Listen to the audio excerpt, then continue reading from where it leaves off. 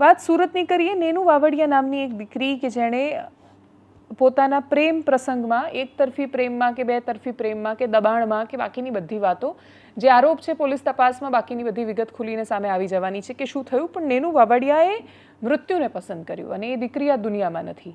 એ દીકરીની જ્યારે એણે પોતાની જાતને જીવ ટૂંકાવી દીધો એના પછી એ સમાચાર ખૂબ ચર્ચામાં આવ્યા। પ્રયત્નો શું થયા એના પછી એ બહુ મહત્વનું છે। 1100 છોકરીઓને એક મંચ પર ભેગા કરવા શ્રદ્ધાંજલિના કાર્યક્રમમાં એને કોઈ સમાજની વાત પૂરતી સીમિત ન રાખતા 1100 છોકરીઓ ભેગી થાય ને પછી એમને આત્મસુરક્ષાની ટ્રેનિંગ આપવામાં આવે, એક મોટિવેશનલ સ્પીકર આવે અને જે છોકરીઓ સાથે સંવાદ કરે, વાત કરે, એમને દ્રઢ બનાવે। સુરતના પોલીસ કમિશનર અનુપમસિંહ ગહેલોત જાતે જાય અને એ પણ છોકરીઓ સાથે સંવાદ કરે ને એમને એવું કહે કે કોઈ પણ સંજોગોમાં જીવનના સૌથી કપરા તબક્કામાં પણ તમારે જીવનથી નથી ભાગવાનું। આનાથી સુંદર શરૂઆત શું હોઈ શકે અને આનાથી અદ્ભુત નેનુ વાવડિયાને શ્રદ્ધાંજલિ બીજી શું હોઈ શકે? સુરતથી આવેલી તસવીરો પર કરીએ નજર।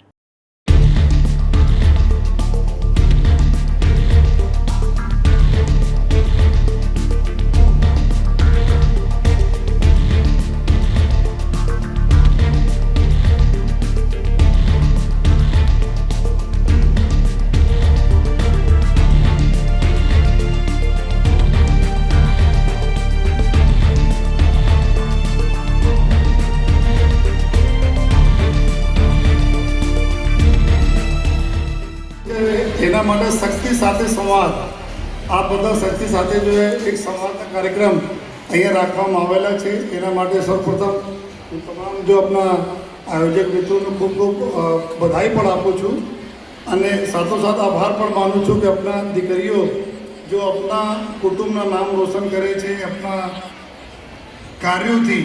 જો એના જો કાર્યો છે અત્યારે આપ જો તો બધા ફિલ્ડમાં આપણા દીકરીઓ ખૂબ જ આગે પ્રોગ્રેસ કરતી રહે છે અને દીકરીઓને લીધે જો આપણા ઘર પરિવાર અને આપણા રાજ્યના દેશના નામ થતા હોય છે।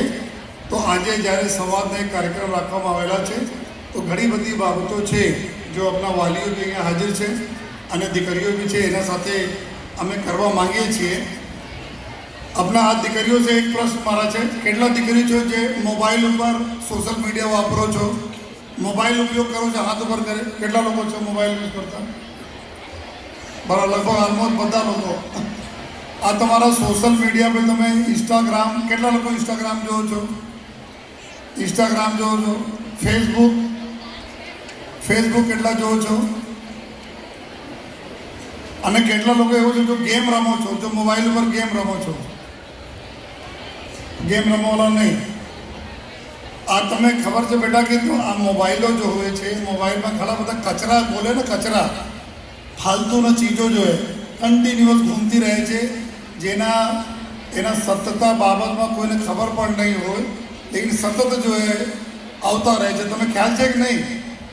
ખ્યાલ છે? હા, એના બધો તમે મોબાઈલ ઉપર જોવો છો, તમે ગમે છે? બધી ચીજો ગમે છે? હે, અહીંયા બોલો, જોરથી બોલો તો ખબર પડે। તમે ગમે છે કે નથી ગમતા જોઈએ? તો તમે જો કોઈને ખ્યાલ પણ નહીં હોય, આ પ્રકારના મેસેજ ખોટા સાચા મેસેજ એકદમ ફરતા હોય, 90% મેસેજ એકદમ ખોટા આવે છે અને એના પછી શું થાય છે, તમે વારંવાર મોબાઈલ પર રહો તો તમારા આંખોના રોશની ઉપર ઇફેક્ટ પડે, તમારા એના તરંગોના લીધે તમારા દિમાગ ઉપર અસર પડે। બરાબર છે? તમે ત્યારે ખ્યાલ નહીં આવે, જ્યારે તમે મોટા થશો ત્યારે ખ્યાલ આવશે, એના જો દુષ્પરિણામો તમે ખ્યાલ આવશે કેટલા મોબાઈલના લીધે તકલીફો પડી છે।